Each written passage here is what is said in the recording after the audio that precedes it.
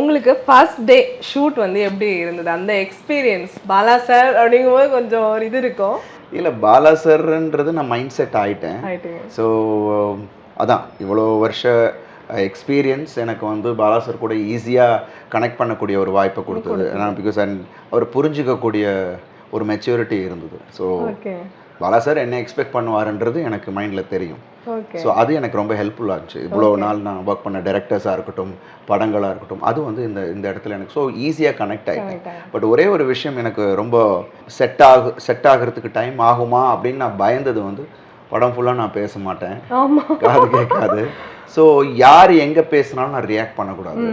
And only expressions and இவனோட sign languages இதெல்லாமே அதை கற்றுக்கிட்டேன். ஆக்சுவலாக படம் பண்ணுறதுக்கு முன்னாடியே பாலா சார் அதுக்கான கோச்சிங் எடுக்க சொன்னேன். எவ்வளோ எடுத்துச்சு சார்? நான் கிட்டத்தட்ட ஒரு 2 months